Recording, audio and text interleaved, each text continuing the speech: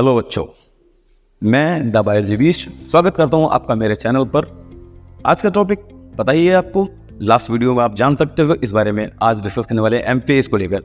M phase में मैंने आपसे बताया था बेटा कि दो तरह के सेल डिवीजन को लेकर बात करने वाले हैं, एक मियोसिस और एक माइटोसिस।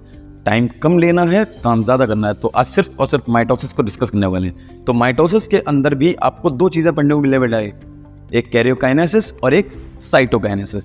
बेटा तो पहले आज सिर्फ और सिर्फ डिस्कस कर पाएंगे कैरियोकाइनेसिस। कैरियोकाइनेसिस में आप जानते हो क्या होता है, Cairo means nucleus, kinesis means division, तो कैरियो मतलब न्यूक्लियस का डिवीजन करने वाले हैं अपन, ठीक है।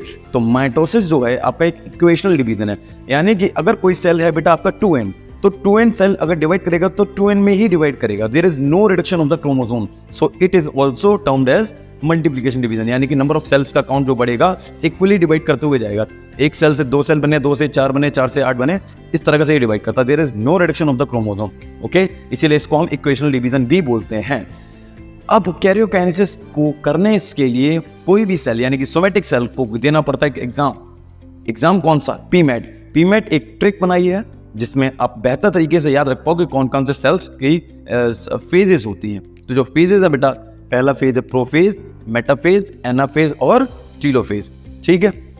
तो प्रोफेज में क्या होता है, प्रोफेज को देखने के लिए आप समझिए कि प्रोफेज दो हिस्सों में डिवाइडेड है बेटा। यहाँ पर टाइम कम है इसलिए मैंने लेट और अर्ली को लेकर डिस्कस नहीं किया, एक ही जगह बात की सारी।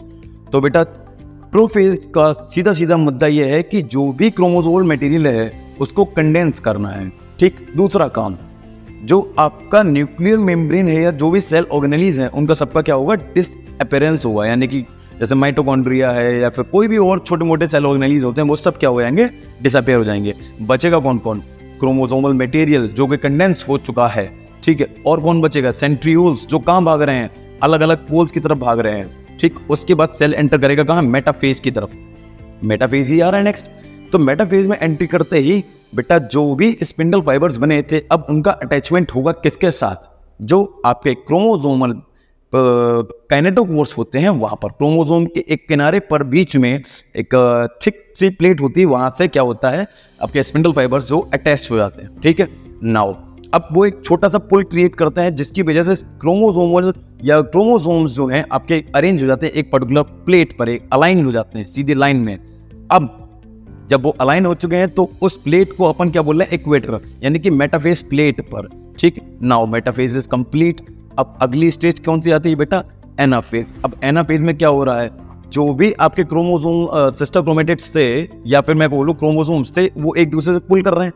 किसकी वजह से, सिस्टर क्रोमेटिड पुल की वजह से जो भी क्रोमोसोम्स थे वो एक दूसरे से टूट रहे हैं। तो अब जो भी क्रोमोसोम मटेरियल था वो टूट गया तो अलग अलग पोल की तरफ पुल जा रहा है, यानी कि जो स्पिंडल फाइबर्स जो थे वो पुल क्रिएट कर रहे हैं। और इस स्टेज में आते आते जो भी सिस्टर क्रोमेटिड्स से अपने अपने पोल की तरफ चले गए। Now the last and the final stage is telophase.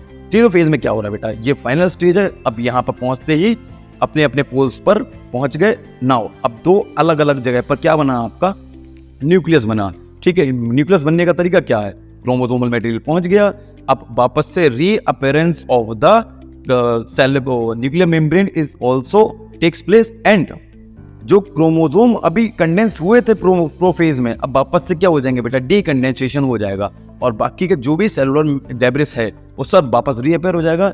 Now अब ये सेल पूरी तरीके से तैयार है किस काम के लिए, साइटोकाइनेसिस में। तो साइटोकाइनेसिस को डिस्कस करने के लिए प्लीज लाइक, शेयर, सब्सक्राइब और कमेंट में डालिए कि सर प्लीज ये पूरे चैप्टर को इन वन शॉट कंप्लीट करवाइए। मैं आपका वेट करूंगा। प्लीज कमेंट कीजिए और लाइक कीजिए, शेयर कीजिए, सब्सक्राइब कीजिए। Thank you.